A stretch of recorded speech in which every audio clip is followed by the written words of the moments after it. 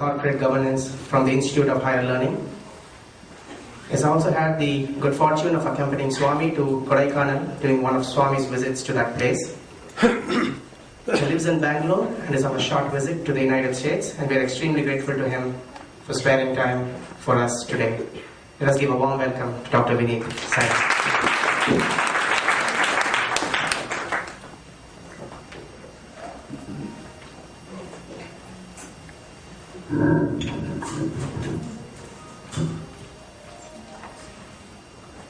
Sairam, humble pranams at Bhagwan's lotus feet, and Sairam to everyone here, respected elders, sisters and brothers. I actually feel very humbled to stand here because it's not often that I would probably be speaking in front of Swami's devotees. I remember long back, probably 1998, and I had got a chance to go with Swami to Kodaikanal a couple of times. But in 98, when I think I was very young, I had just finished my graduation, and one evening, Swami told me, tomorrow morning, why don't you speak to devotees? And just the thought of standing in front of those thousands of faces, I think it's a number of some 3,000-4,000 people, kind of shocked me so much that I immediately took out my pen and paper and I started jotting down points, and I started talking to my elder brothers, what do I speak about? Because I need to plan a speech, because Swami has told me to speak, and if I don't do a good job out of this, it's going to be reflecting back bad on Swami's students. But how much ever I would plan and how much ever I would write down points, I would just keep going blank, and I would never know that what exactly am I supposed to speak. I mean, what's the right strategy for this, and what exactly is the sequence I'm supposed to follow. I knew that I'm supposed to say humble pronouns at Bhagwan's lotus feet, and I also knew that after that I'm supposed to greet the elders, but I was absolutely blank about what's the strategy. And just 1 hour, and I never had the breakfast well that day, and I never had my lunch well that day, and just 1 hour before the speech, when I was all shaky and totally about to come in tears and absolutely lost, Swami told me, I think he had some pity on me, and he was just going fast, and I think he saw that I was not having lunch. He told me, for my speech, do you have to plan? And I think that was the answer. I mean, I realized after that probably it won't be many times that I would be speaking to Swami's devotees, but if I am, probably I don't have to plan, because I think it's his job. And with that prayer in my heart, I think I have the strength to probably face this audience today. And I again feel very humbled.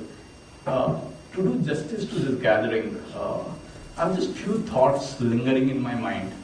And it's strange that probably the thoughts don't have a great structure around it, but still they are pertinent probably from some point of view. And a few of you may be able to associate with it. We all are kind of in the same journey somewhere. We all have come in Swami's fold. We all have read literature of Swami. We all ponder over his teachings. We all have co-sai workers, and we all have similar thoughts. So probably we are all in the same journey. But one thought may have come in the mind of many of you, that what is the teaching of Swami which is very important, which we can imbibe, or which has impacted us the most.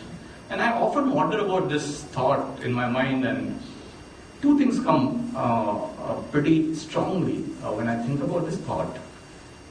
One is, Swami's teaching regarding individuals, and one is Swami's teaching regarding, I think, the society. And it's kind of strange, the world which we are living in today, with the numerous differences which it has. Probably these two are the most important things I again and again think about it. The teaching about the individuals, that's like we all as individual personality, that individual discrimination, I think when Swami says that I am your mother, your father, your Lord, your brother, your sister, and your friend, I think that's a very, very potent and a very, very strong message he gives. And it has impacted me a lot. And when I look through my life, and I look through those 11, 12 years of being his student, I again and again realize that this one teaching of Swami has come back to me many a times to prove his worth. And when I think fundamentally on a global, on a bigger level, I think the biggest and the strongest teaching of Swami is probably his message of Sarva Dharma, where he says that all religions are actually one, and they probably just unite in the higher realms of spirituality. And I think that's the Vedantic philosophy, and the reason why probably Swami makes everybody chant Vedas in the mandir nowadays for a good period of time. It's probably to reiterate that fact, but I think I'm not the right person to talk about the fundamental big truths. But when it comes to this small teaching of Swami saying that I am your Lord, your mother, your father, your brother, your sister, and your friend, I just go back in time and I reflect about my own stay with Swami, and so many instances come up so strongly in my mind. I could share a few, and I think that's the best which I could do. But I think there's much more meaning to it than just the statements and the incidents. And I'm sure that every individual here would have their own, those important memories. But Swami may have proven these things to him. I'll just start with a recent visit to Puttaparthi, and you all know that Mr. Ratan Tata, who is the head of the Tata Industries and a big entrepreneur in India, a big industrialist, a very important person, probably has a holding interest in the biggest corporate wealth India has and academic wealth, and he's big academic institutions like Tata Institute of Fundamental Research, Indian Institute of Sciences. He met Swami in Bombay, and then he made this visit to Puttaparthi. And when he made the visit to Puttaparthi, he was hoarded by college professors, hospital doctors, and so many people, and his time was packed. His schedule was absolutely packed. And then he went back. And when he went back, he wrote a letter to Mr. G. Venkatraman, who is a very important person there, and he runs the radio site and many work for Swami. And the letter which he wrote had this message that after a long time in my life, I have met someone who looks to me as a great friend to me. Next time when I come, let me spend more time with him. So, it's like someone who is probably up there in the corporate world realized something which I felt was amazing. But that's one message which probably I realized many times, because of many of the small instances which just come up to you one fine day while you're just going around in the mandir or able to interact with Swami, and I'll just share a few of them. So it was 1998, and we were traveling with Swami to Kodaikanal, and it was the second day or the third day in the mandir there, and there's a small hall where Swami interacts with the students at least 3 or 4 times in a day for almost an hour each, and those interactions are very interesting. He talks about multiple things, but there's a very strange setting in that hall, so there's this chair of Swami, and just beside Swami's chair there's a Ganesha idol. Now generally when you perceive Ganesha idol, you'll perceive Ganesha's, so many pictures come in your mind, and you'll be looking, Ganesha will be probably looking at you straight or sitting on a mouse and all those things. So, but this Ganesha idol is very strange because it looks rightward. So the Ganesha, the face of Lord Ganesha in that idol is like looking this way. So if you look at, so if Swami is seated on his chair, the Ganesha idol on the right hand of Swami is looking away from Swami. So there's a chairs there on the side where some elderly people sit, and Ganesha is like looking away from Swami and staring at those chairs. That's the setting in the hall in Kodaikanal. And that morning, I was just seated and I was talking to one of my brothers, and I just happened to tell him that I just don't know why did Swami choose this idol to be put in this place, because it's so strange. Why is Ganesha looking away from Swami? And so that person also probably, because some of the things which come in your life you take it for granted and you may not question it. So maybe he thought it was a little blasphemous that I was questioning the positioning of the idol, and he was well, I don't know why is Swami put this idol here. I said, yeah, I think it's wrong. It should be on the other side of Swami's chair. Well, we were left with that thought, and that afternoon we had this tea session, and after the tea session, Swami comes in and he sits on his chair, and then Swami had a very serious look. Then he said in Telugu, Amy Vishayam. I don't know Telugu well, but what's the news today? And everyone is like looking, and then he stares at me and he says, why is this Ganesha idol looking the other side? I was so shocked. It was as if a blow has hit my face. Oh my God. I'm like, then I'm looking at the other person, whether he went and told Swami, what have I done? I almost got this feeling that maybe I'm going to get thrown out of the place now, because I ended up questioning the idol, and now Swami is asking me why is the idol looking on the other side. I was so shocked, and then suddenly, one of those days, Swami suddenly smiled, and all my fears sank away, and I thought, okay, it's not that serious a matter anyways. And then Swami said, this idol is looking the other side, because Ganesha is thinking that I spent so much of time with you fools, and how do you make use of it? He's upset with me. And I was like, so it's one of those small incidents which probably just keeps coming back to my mind, and there's so many of those sweet instances when suddenly you're combing your hair in the mirror and Swami comes by and he instructs you, oh, you're not doing it rightly. Did you put oil in your hair, on your hair or something like that? I mean, and I know that those days are probably no more, and they used to be very sweet, but those memories are so strong. And I'll probably share, I actually didn't plan this speech, so I probably just speak out as my thoughts come. So there was this, after I finished my graduation and I was doing my post-graduation in finance, so I was pretty conscious that I should not become fat, because in hostel generally people make fun of people who become fat and all this stuff, and suddenly I had this bad backache and I felt that I gained some weight, and I did some planning and I said, see, it will look bad when I go and sit in Mandir. And suddenly Swami used to tell me one day that, and Swami has this funny words for fat people, pakoda and all that.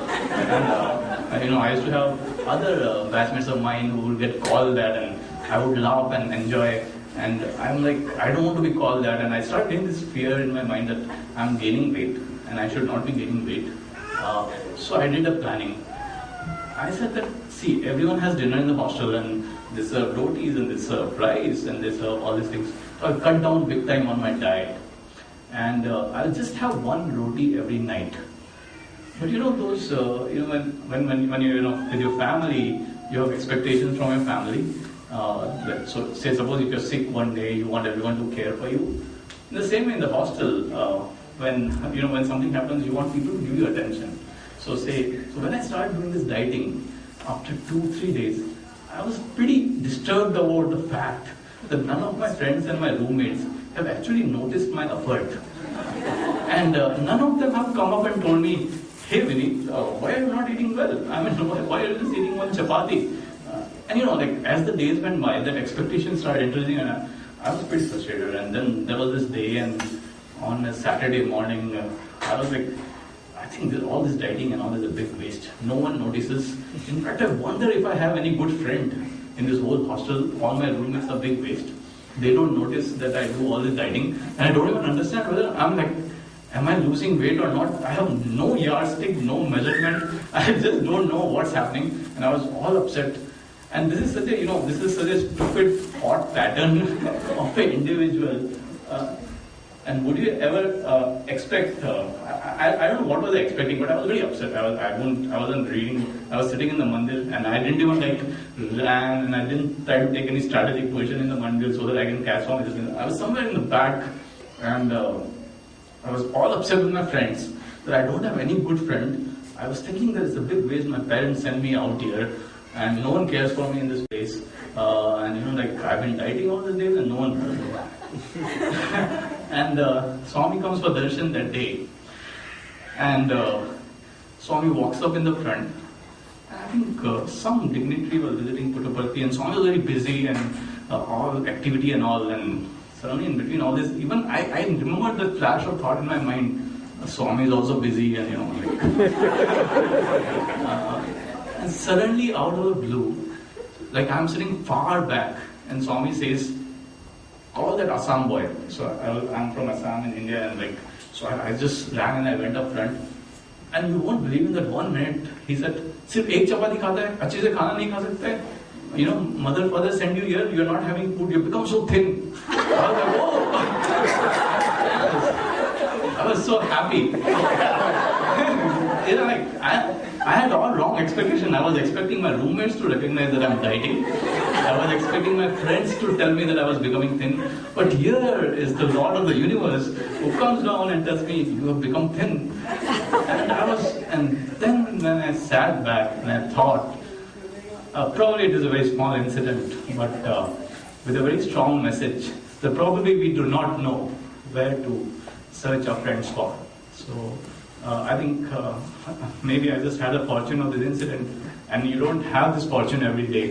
But as I live along in my life, I realize that the true friend is there. It's just we who need to probably tap him more and understand it. And today big things happen in my life, and I don't get to speak to Swami, but the message is strong. So I look up to him whenever I meet a friend. And so coming from friends, so it's not just about friends. It's about, I think it's about that permanent and that perseverance and the care which you get to see when you stay with him, and when you actually turn to him for everything. And so many stories come flashing in my mind. But probably I'll share one with you, which is maybe the turning point of my life. So I don't know how much time I have, but there are a lot of stories. So when I finished my MBA, that's my master's in finance, I was expected to go and start working. So all my batchmates, and few of them are seated here. Everyone was looking for jobs. I went to Chennai, and I thought I'll start searching for jobs. And my parents were from a middle class family, and the turn of events happened, and my father had to change his job, and he was not in a job. It was probably because the situation in Assam wasn't very good then. So there was a lot of family problems, and my dad was expecting that I find a job fast, but then Swami used to talk to me often, so I just came to tell Swami that, "Swami, I'm going to go look out for a job." And in that phase of time, and I wanted to tell Swami that I'm going to go look out for a job because I finished my MBA, there was this one fine day when Swami had called all my batchmates, and he was asking individually that what are you going to do next? And everybody was having their plans. So someone said, "I'm going to go to Calcutta." Someone said, "I'm going to go to Delhi." Someone said, "I want to do this, that." At the end of the summa bonum of the situation is at the end of the thing, Swami had something in his mind, and he wanted a few people to join PhD. And Swami said, "Who all want to join PhD?" And many people had raised their hand, but since I didn't want to join PhD and I just wanted a job, I just hid and I didn't raise my hand. But in that whole discussion, somewhere he picked me up and he said, "You should do a PhD, and you should do it in this college." And I was like, "Man, PhD will take 5 years, and it's a great opportunity to be with Swami in his college, but do I want to do a PhD? I never thought about it." And it was a game changer for me. It was a big decision, and it's going to impact my family. It's going to impact everyone. And I was just left with that thought. And I remember next day morning, Swami sent word for 4 or 5 of us, and I was there. And he kept, in fact, he went to the extent of telling me that, you all should do PhD in finance, Indian finance, and all those things. And I was like, it looks like Swami's totally decided that I will do a PhD. And I took the courage, and though as if Swami doesn't know, I got him and I told him that Swami, my father, he is changing his job, and maybe he wants me to work. And Swami said, father retire nahi hoga, hum retire kar denge, tum PhD karo. So it was very clear that he wanted me to do PhD. And I didn't want to go away from Swami's words, but I took the courage and I called my family and I said, listen, actually I'm not going to start working now because I'm going to do PhD. And they just, PhD?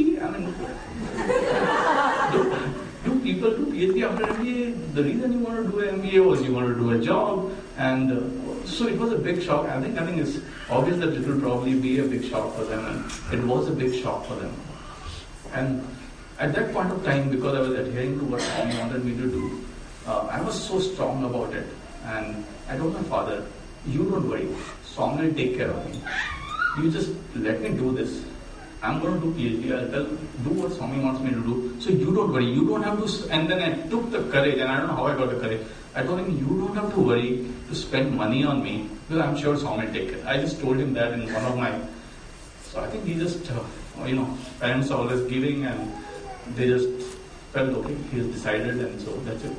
So it all got said, and now Swami took us in a car in a convoy, and we came to Parthi, and every day he will call us to just speak that how we are going to start doing our PhD, and he'll call the professors and he'll talk to us every day. It went on for a month, 2 months, and then one thing suddenly dawned on me. Well, I had all this courage, and I have told my parents that I'm going to do PhD. But what's going to happen about? So when I came back, I had some money with me, and I was running out of money, and there's no expenditure much in Puttaparthi. The hostel takes care of everything, and everything is taken care of. So there are those minimal expenditures, on yourself, and when you're not so well. While I was from my MBA to my PhD, there was this 3-4 months when I have to stay outside, so I have to spend on my food, and it's very minimal. But suddenly I realized that I'm going to finally join PhD sometime in July or August, and I have 2.5 or 3 months of time, and probably I just have enough money to survive for next 15-20 days, and I'm going to then run out of anything. And I have made these brave statements to my father, so I'm not going to ask him anymore to help me. And probably I could have asked him and he would have helped me, but then that inner strength that I want to do PhD because Swami has told me, and every day this started worrying me. So I started doing calculations, so what I would do, I would eat less, I would spend less.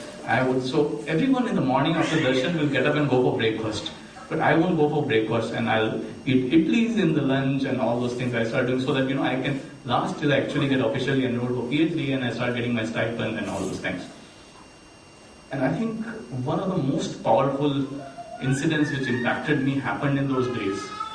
It was one good morning, and I think I was feeling hungry, and all students after the morning darshan, especially the people who were waiting around, had got up and they had gone to canteen or somewhere for breakfast.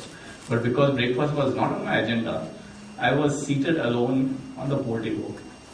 And suddenly the door of the interview room opens and Swami walks up to me and he's like, "You, come inside," he said. And I just got up and I went back behind Swami and I'm like, "What's happening?" And you should have seen as if the love of the mother, like, you're not eating food, you're eating only idlis. Why are you not eating food? You should eat well. You should eat 4 times in a day.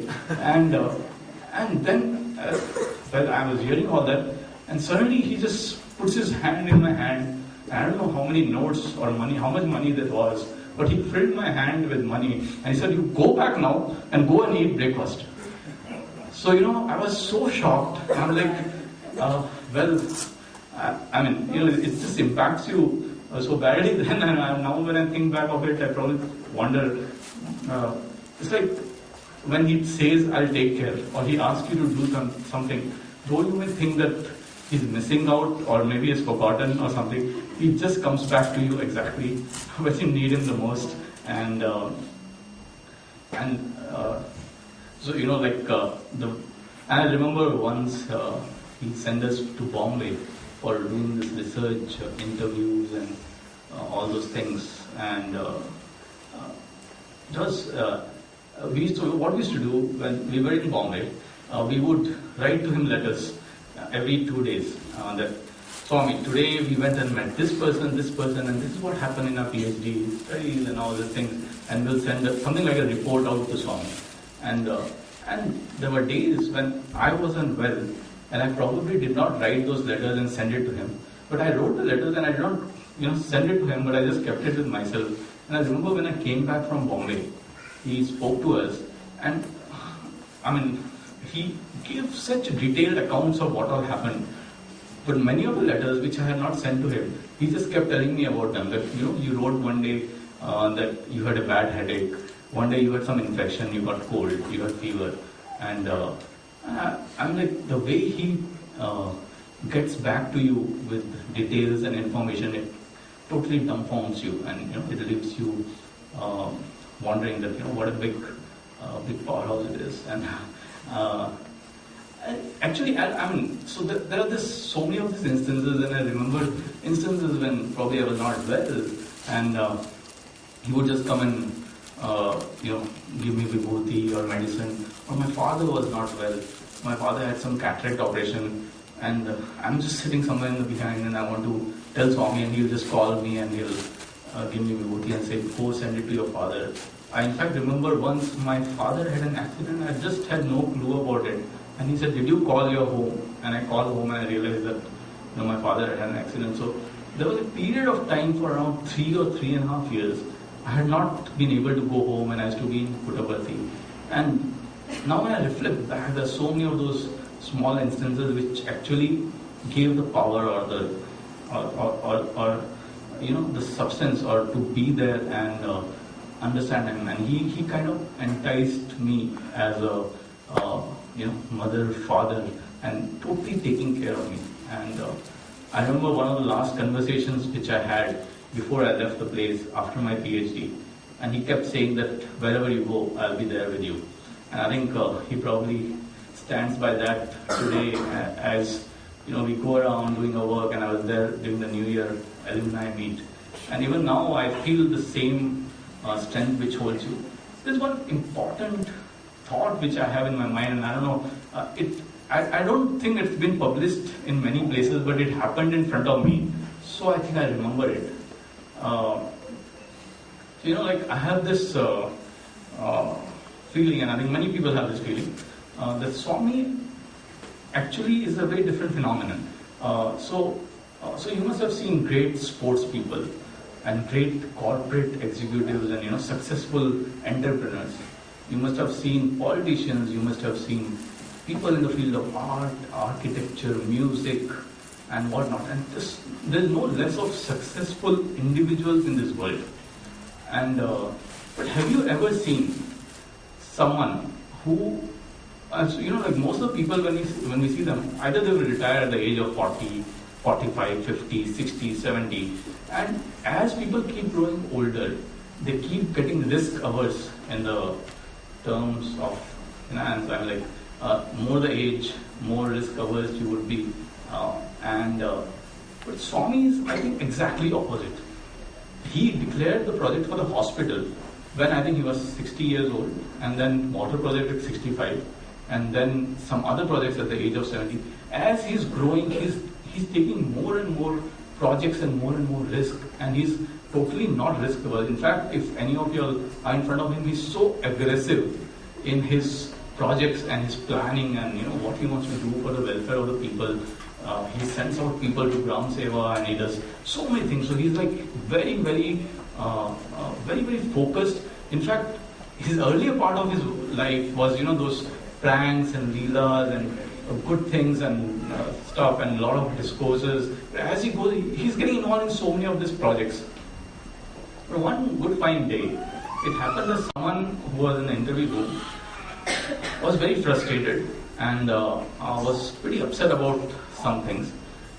And he told Swami something, and I heard that whole conversation, and it left a mark in my mind, which I think I can share with this gathering. Probably it will give each of us some insight. So what he said is, Swami, I cannot work, in this institutions because there's too much of hierarchy. And if I go to the hospital, so you all know that the hospital in Puttaparthi is headed by Dr. Sathya, who's a very nice devotee. And but he's the head of the hospital. So the ashram, the trust is headed by the secretary, Mr. Chakravarti, and the institute has the vice chancellor, has a registrar, and so many teachers and professors. And there are multiple institutions which are around Swami, which are headed by individuals who are absolutely doing their job in the best possible way. But then people who want to be aligned to Swami's thinking, when they get to deal with other individuals, their expectations may be different. And, so things may not be as smooth as they think it is. So in reality, there's Sathya Sai World Organization, Sathya Sai country-wise organization in India, state-wise organizations, and there are heads and Samiti heads and, so many heads, and everybody is doing their job. But when people deal with these institutions, their expectations may be different. So this person I think he had some bad experience, and he was a little upset. And he was telling Swami that, Swami, most of your organizations is very difficult to work because there's. I want to do good work for Swami, but I don't get a chance because everybody keeps changing plans, this, that, and he had a lot of complaints.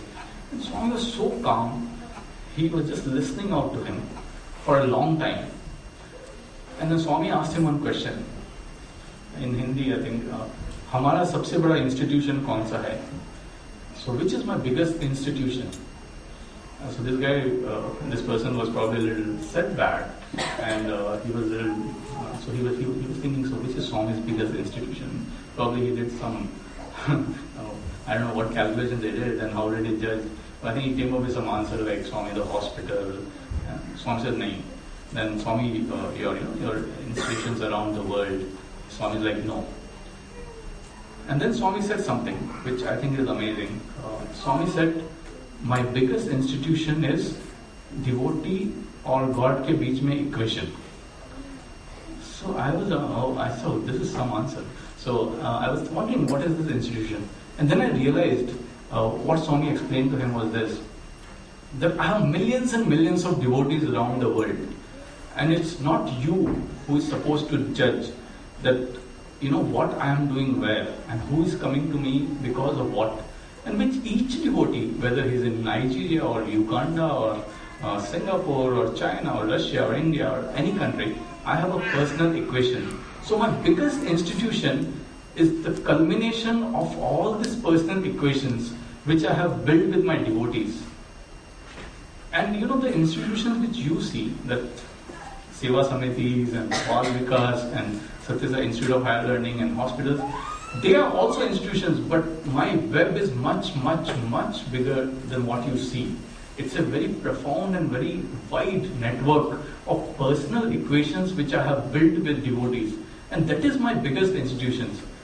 And Swami then said, उस institution में, in that institution, कोई position नहीं है. There is no position. There is no vice chancellor, no director. Sub equal importance. I think it was a very profound statement, and I realized that in the biggest institution which Swami runs, actually there is no hierarchy, there is no position, there is no power. It's you and he, the devotee and the Lord, and the equation between the devotee and the Lord. It's our foolishness that we get carried away by the dynamics of his other institutions. But if we consider ourselves as the most powerful part of his biggest institutions, everybody is equal. And Swami said then, वो position अच्छी से चलाओ, दूसरा कुछ matter नहीं करता है. So as far as you can maintain your relationship with your Lord and fulfill your responsibility as a devotee, it is his job that everything else will be taken care of. One good fine day, and I never dreamt that I'll be probably speaking here. I didn't plan for this. I don't belong to any. I don't even know. I just know Ritesh, and he's my old batchman, and he told me I'll speak here. And none of us know that what role will come up for us. But the moment other roles come for us, we should do it with a sense of feeling that it's just a small job. But final role which we have to fulfill is we need to be a good devotee in the biggest institution where all of us have equal power and no one is superior to anyone else. And if we all do that one role, probably Swami's name, fame and his glory will spread on his own. We don't have to bother, because he has not told us that take the burden of my mission. He has just told us just be a good devotee. I think those are my thoughts. I think I'm running out of time, and I don't know, probably some other time I can share more, but these are the thoughts I thought I'll take this opportunity to share. I really feel blessed to be here, and I thank you all for your patient listening. Sarah.